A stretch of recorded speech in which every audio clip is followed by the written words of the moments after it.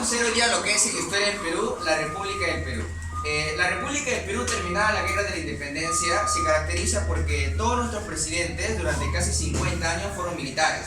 Jorge Basadre, el historiador de la República, llama a esta época como el primer militarismo, que es un periodo en el cual los militares toman totalmente el poder. Ahora, ¿por qué los militares tomaron el poder? ¿Qué pasó con los civiles? ¿Había partidos políticos en el Perú? ¿Qué pasó con los indígenas, con los negros de la época del virreinato? Todo eso se va a explicar en estos momentos. Entonces, en la época inicial de la República se llamó primer militarismo, porque todos los presidentes son militares. A esta época también se le llamó militarismo de la victoria, ya que habíamos terminado de ganar la guerra de independencia contra España. Eran militares victoriosos en las batallas de Junín y en las batallas de Ayacucho. Esta época duró del año 1827 a 1872. Y durante esa época acá he puesto un concepto. ¿Qué se entiende por el primer militarismo en la historia del Perú?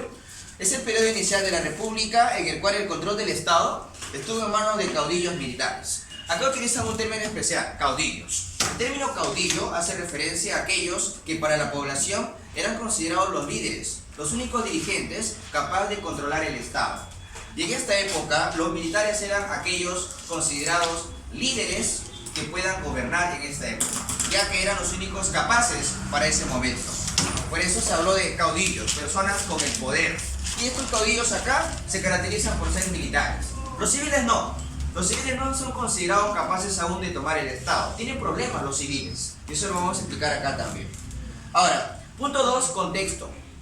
¿Qué se entiende por el contexto? Son los eventos que pasaban en la historia universal cuando acá tus presidentes son militares. Por ejemplo, tenemos el imperialismo colonial. ¿Qué es eso?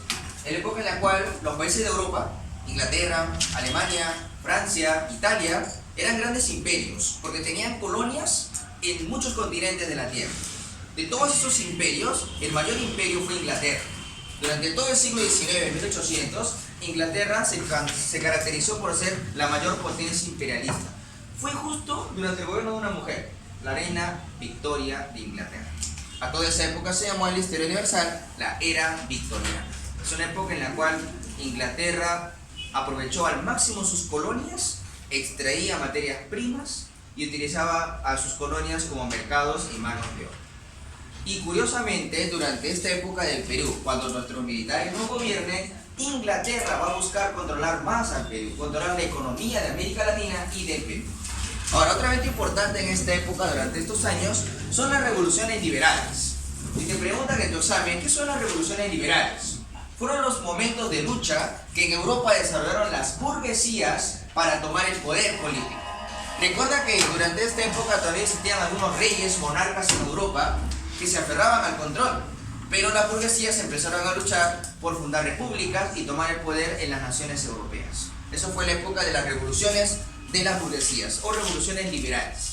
Mientras sucedían estos eventos en el mundo, en la historia del Perú, Bolívar ya se había retirado del Perú, ya se había logrado la independencia, pero nuestros gobernantes eran puros militares. Y eso es por qué. Acá pongo en el punto 3 las causas. ¿Por qué se dio en la historia del Perú el militarismo? Una de las causas y la más importante, dice acá, la incapacidad de la clase civil. Los civiles, que son los criollos de esta época, estaban incapacitados de gobernar. No tuvieron experiencia. El virreinato duró casi 3 siglos.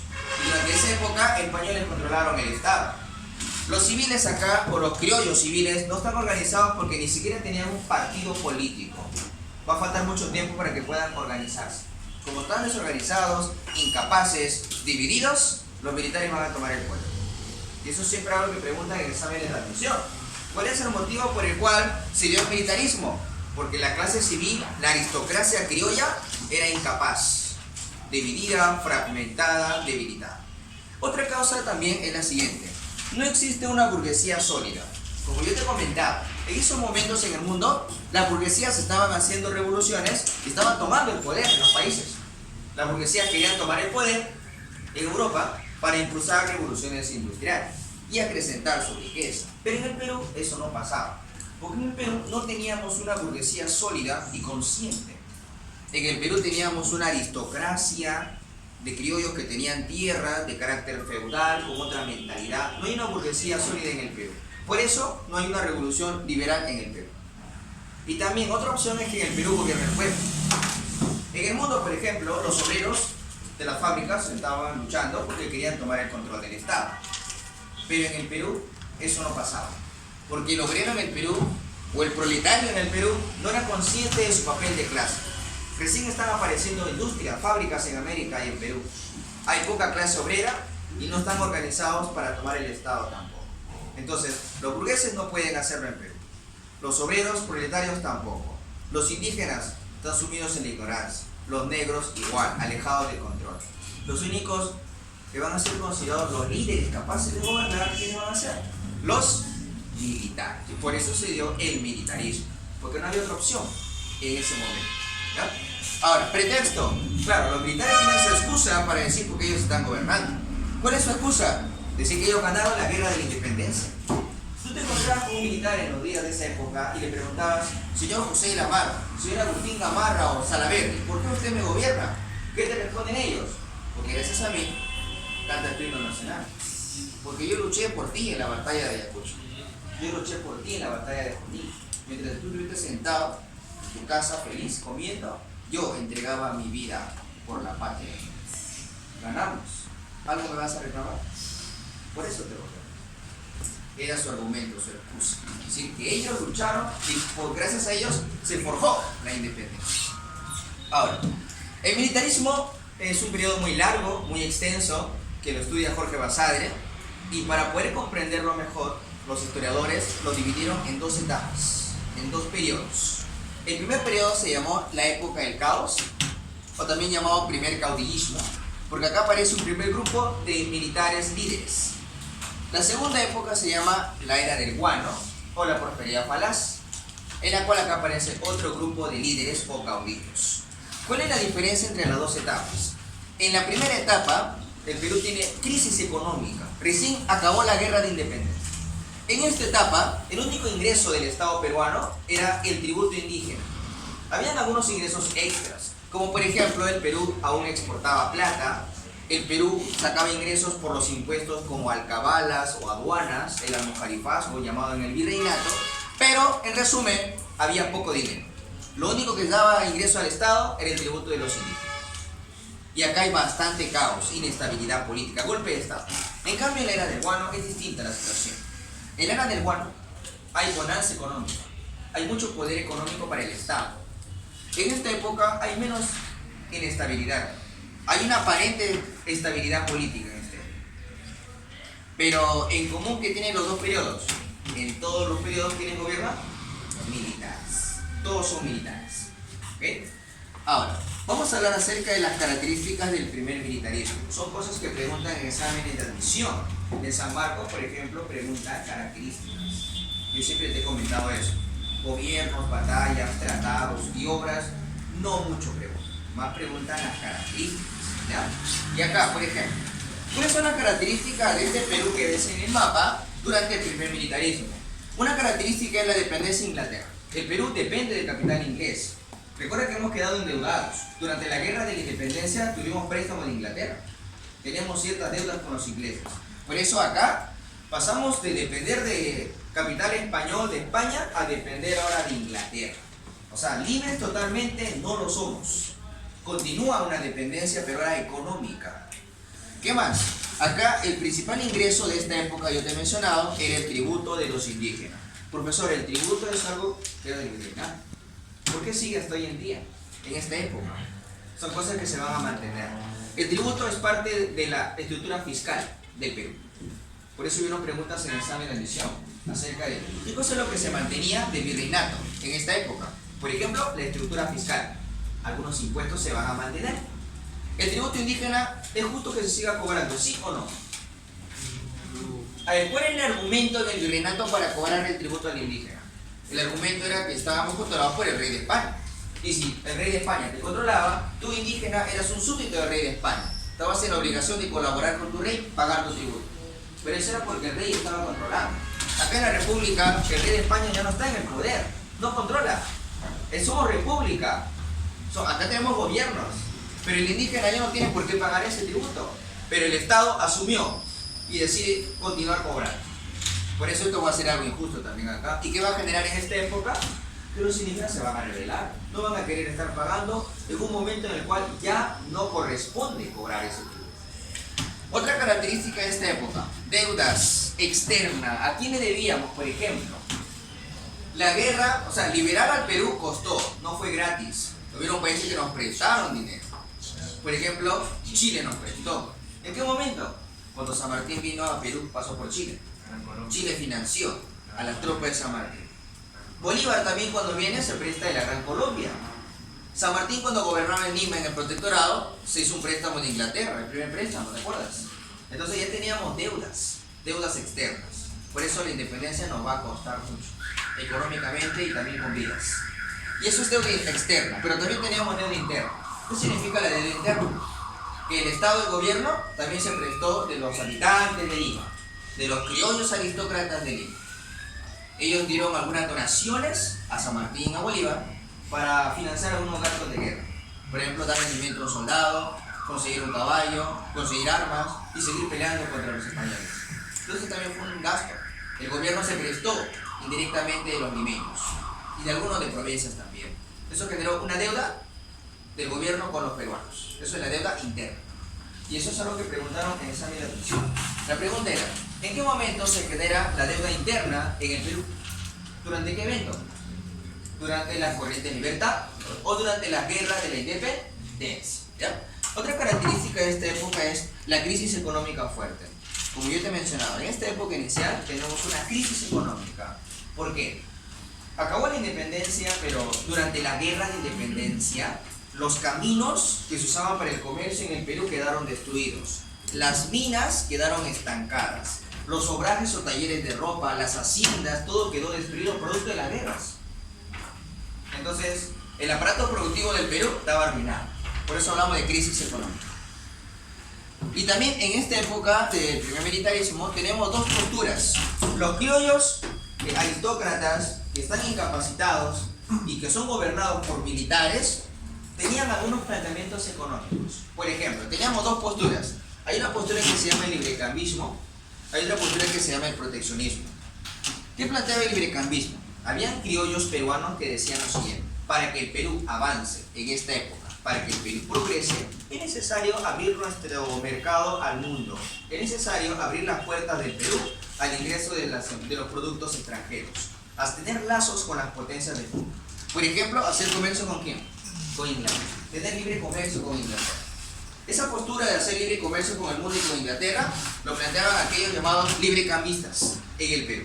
Pero también había otro grupo de peruanos que decían lo siguiente: para que el Perú avance, tenemos que proteger nuestros mercados. No vamos a permitir que ingrese productos del extranjero a precio cómodo. Hay que cerrar nuestra frontera y si viene algo del extranjero hay que aumentar el arancel y primero fomentar el mercado interno. A lo mucho, el Perú debe hacer un comercio con un país vecino que nos llevamos bien en esa época. ¿Con quién? Con Chile. En esa época el Estado peruano con Chile tiene buenos lazos, pero no todos los peruanos. Un sector de peruanos se lleva bien con Chile y tiene muchos acuerdos económicos. Por ejemplo, había peruanos que le compraban a Chile trigo y había chilenos que le compraban a los peruanos azúcar y algodón. Eran acuerdos económicos. Entonces, a lo mucho los proteccionistas decían, hay que hacer un comercio interno cerrado, a lo mucho con Chile, el vecino de eso. ¿Ya? Entonces son las posturas económicas. Como yo te mencioné, y algo que también me han preguntado siempre en materiales y exámenes, es, aparte del tributo indígena, ¿qué otros ingresos tuvo el Estado peruano? ¿De qué otra manera ganaba dinero? Exportando un producto que te he mencionado en el virreinato. ¿Qué cosa? ¿Qué metal? La plata. La plata aún se seguía exportando. Claro, en menor cantidad, pero todavía era un ingreso, la exportación de la plata. La minería continuaba siendo una actividad importante también. ¿Qué más? Los ingresos con los impuestos. Aduana y el impuesto de alcabala. Aduana es almojarifago del virreinato. El impuesto por importación y exportación. Alcabala es el IGB, el impuesto por la compra y venta. Estos son impuestos del virreinato, ¿verdad? El tributo indígena también es del virreinato. Con eso nos damos cuenta que la estructura fiscal del virreinato, algunos elementos se mantenían, algunos impuestos se mantenían, ¿ya? Y con todo lo que te he explicado, vamos a hacer una pregunta. A ver, quiero que me digan. El Perú pasó de depender de España en la República, ahora ¿a qué país? A Inglaterra. Muy bien. Otra pregunta. Quiero que me digan los personajes que en el Perú decían que el Perú debe abrir su puerta al mercado mundial, proponían hacer un comercio básicamente ¿con qué país del mundo? Con Inglaterra. Muy bien. Otra pregunta, ¿por qué habían peruanos que tenían lazos con Chile y planteaban proteccionismo, a lo mucho un comercio chileno? Porque había intercambio de productos. Por ejemplo, ¿qué producto le consumíamos a Chile? El trigo. Muy bien. Otra pregunta, quiero que me digan acá, ¿en qué momento se generó la deuda interna en el Perú? Durante las corrientes libertadoras a la guerra de la independencia. Menciónenme algunos países a los cuales el Perú le tenía deuda externa. Chile, Inglaterra, Colombia, por ejemplo. Muy bien, a ver, aparte del tributo indígena, ¿qué otros ingresos tenía el Estado? La minería, la explotación de plata, las aduanas y el ALCA, eran otros ingresos extras, ¿ya? Son las posturas económicas, librecambismo y proteccionismo. Otra pregunta, según los militares, ¿por qué no se están gobernando acá? ¿Cuál es su argumento de excusa? Que no estamos aptos porque ellos son los que ganaron la guerra. ¿Ya? A ver, ¿por qué los civiles no gobiernan en esta época? No estamos organizados. ¿Tienen partido político? Tampoco tienen partido político. Muy bien, listo. Ahora, ¿por qué le llamaron militarismo de la victoria? Porque acabamos la guerra y ganamos. Muy bien, por eso. Ahora, vamos a hablar de lo social. En esta época del Perú, este mapa del Perú, en lo social, tenemos aproximadamente 1 millón de habitantes. Aproximadamente. O sea, no llegamos a 2 millones, para nada. Ni a 1,5 millones. Entonces, ¿por qué somos pocos? Porque recuerda que la población ha disminuido fuertemente. Tú ya sabes por qué, ¿verdad? Somos pocos porque muchos murieron durante la guerra de la independencia. Eso genera un fuerte descenso demográfico. ¿Y quiénes son los que más morían en la guerra? Los indígenas. La más indígena, campesinos, fueron la mayoría de la población, los que entregaron su vida y ellos murieron. Eso generó el descenso demográfico fuerte en los inicios de la República. Otra característica social es la sociedad peruana es clasista. Esto siempre se ha dado desde la revolución del arcaico superior, una sociedad entre ricos y pobres. La sociedad es racista. Esto también es una herencia colonial. Estamos en la República, pero lo que sigue del virreinato es la mentalidad racista. También la sociedad es esclavista. A pesar que San Martín había liberado a algunos esclavos, se mantenía la esclavitud todavía en el Perú. Aquellos que todavía habían nacido antes del 28 de julio se mantenían como esclavos. Entonces la sociedad es esclavista. Somos república, somos libres, pero hay esclavos también. Y ellos también cantaban el himno nacional obligados. Somos libres, seamos justos. Era algo irónico. Ahora, la sociedad está compuesta de esa siguiente manera. En la clase alta tenemos a los criollos, que ahora están ocupando los cargos políticos de los españoles. Pero en algunos cargos nada más, porque en el gobierno los presidentes son militares. Tenemos a la aristocracia criolla y tenemos al ejército que gobierna para la aristocracia criolla y a la Iglesia Católica, que es una institución que tiene mucha influencia en el Estado, mucha influencia en el poder. La Iglesia Católica es la institución aliada a los gobiernos de esta época. ¿Hasta hoy en día, profesor? Claro que sí. La Iglesia Católica tiene cierta influencia hasta hoy en día en los gobiernos, pero que era más fuerte.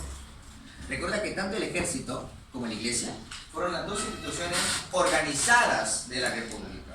Si bien los civiles no están organizados, no tienen partidos políticos, pero existen estos grupos. Profesor, ¿quiere decir que estos grupos funcionaban como especie de partidos políticos? Claro que sí. Eran similares a los partidos políticos. ¿Por qué? Del ejército salen los militares. De la Iglesia salen los congresistas, por ejemplo. Muchos congresistas del Perú de esta época eran miembros de la Iglesia. Obispos, sacerdotes, arzobispos. ¿Y los presidentes de esta época quiénes eran? Miembros del ejército, militares, coroneles, generales. De acá salen los grupos de poder. Eran como los partidos políticos, ¿ya? Ahora, mientras que en la base tenemos a los indios. Los indios eran la mayoría de la población y los indios todavía trabajaban en una situación feudal.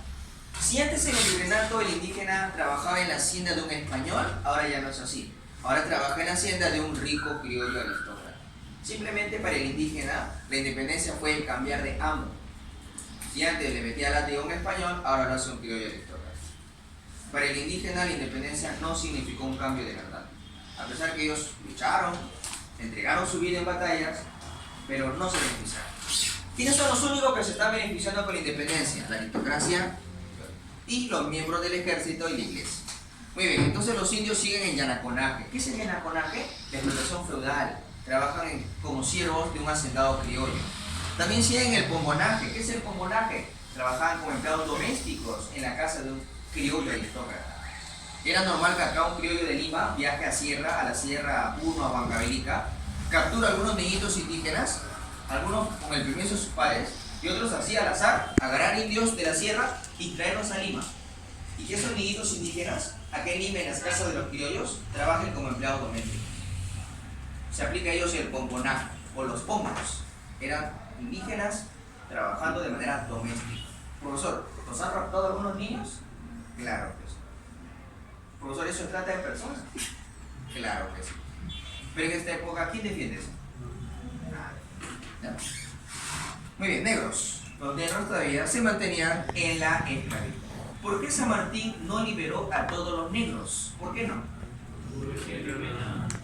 Porque la aristocracia de Lima tenía haciendas y sustentaba su poder a la explotación de esclavos. Y San Martín no quiere chocar con todos ellos. Por eso se mantenía la esclavitud. ¿Ya? Ahora, en lo político, ¿cómo es el Perú en los inicios de la República en lo político? ¿Cómo es el gobierno? Por ejemplo, en lo político tenemos caudillismo militar. Todos nuestros presidentes se hacen llamar líderes, jefes o caudillos, los únicos capaces de gobernar. Civiles no, ya saben, no están organizados. ¿Sí? ¿Alguna pregunta? En la ley de vientre se dijo que los esclavos que nacían de ese tiempo de adelante iban a ser esclavos. ¿Eso aplicaba para los negros? No aplicaba para los negros.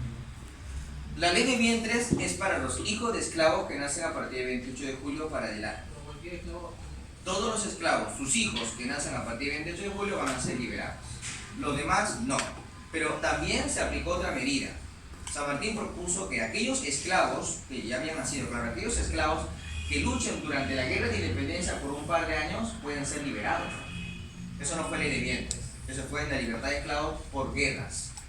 Pero no se permitía que cualquier esclavo se meta al ejército a luchar. Tenían que ser esclavos con una edad lista para pelear y que tengan fuerza para luchar en batalla. Por ejemplo, si tú eres un esclavo de 50 años y quieres luchar en la guerra de independencia para obtener tu libertad, San Martín no te lo va a permitir, no te va a dejar integrar el ejército. Tiene que ser un esclavo negro promedio entre 20 y 30 años como máximo, en edad fuerte para pelear. Solo ellos, al luchar, podían también obtener su libertad. Entonces, de igual manera, había muchos que quedaron también en esta. Ahora, en lo político estábamos diciendo que en esta época hay inestabilidad política. ¿Qué significa eso? Los gobiernos no duran. ¿Ya? Es como que tú tengas acá el poder, no vas a durar. ¿Por qué no vas a durar?